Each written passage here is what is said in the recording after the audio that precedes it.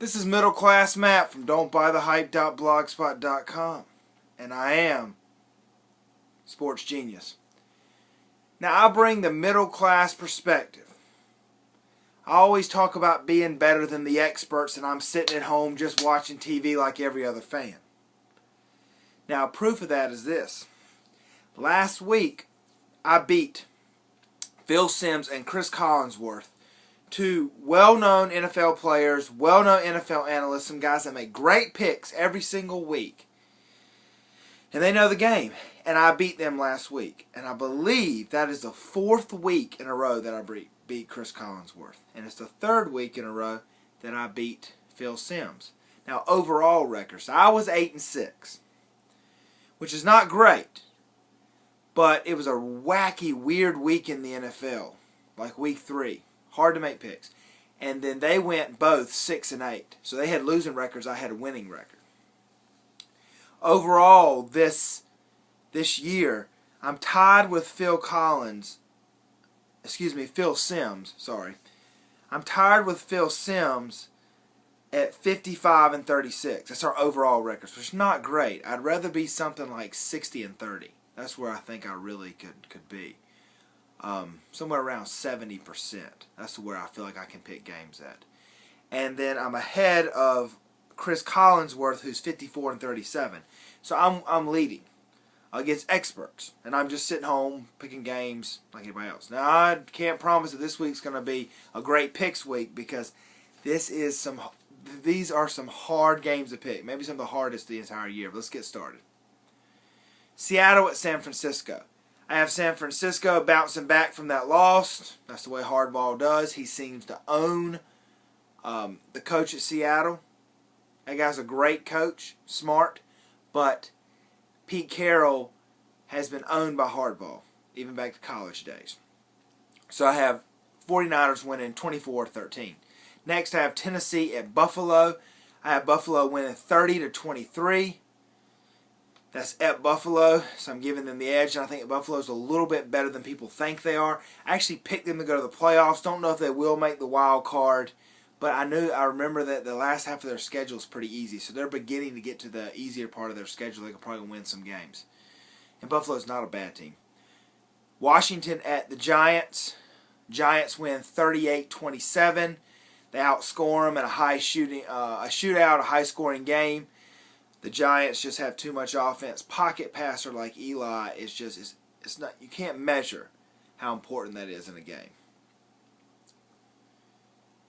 Then it's New Orleans at Tampa Bay. Hard game to pick. New Orleans is not good on the road. They haven't been good all year. Their defense is horrendous.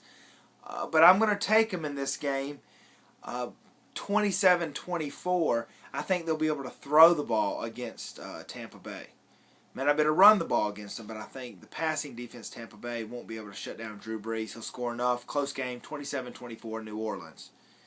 Then I have Dallas beating the Panthers 28-24. This is a game I don't even want to pick. If I was betting money, I wouldn't even pick against this game. This is a tough one. I can see the Panthers winning this game. And every time I pick against them, they usually win. And the Panthers are my team, if you don't already know that. But that's the team I'll pull for. But I have Dallas winning that game. The Cowboys winning 28-24. A close game at the Panther Stadium. A bounce back for Dallas after the last game. They're going to want a veteran team to win. And the Panthers, I just don't think, can get things right. Okay, so Baltimore at Houston. This is another one. Did not want to even pick it. Tough game. But I'm going to take Baltimore over Houston 26-23. Ray Lewis will give him a speech, fire him up, even though he's hurt, and rally the troops one more time. His presence is not going to be effective the rest of the season, but one game they can rally, win this one for Ray. They go to Houston, win another game, beat Houston, a close one, 26-23, Baltimore. Would not be surprised if Houston wins that game. Wouldn't surprise me a bit. But I'm picking Baltimore. Cleveland at Indianapolis. I have Indianapolis winning a close one, 23-20. Mainly because Indianapolis is home, and then Cleveland's going to be so happy after finally getting a win. They're going to come play well, but they're not going to play well enough to win. So 23-20, Indianapolis Colts. Next, Green Bay at St. Louis. Even though Green Bay's on the road, I think they've got things turned around. They need to win some ball games. They need to get back on track to be a playoff team. They did that last week. I think it carries over. They win 30-17. Then Arizona at Minnesota.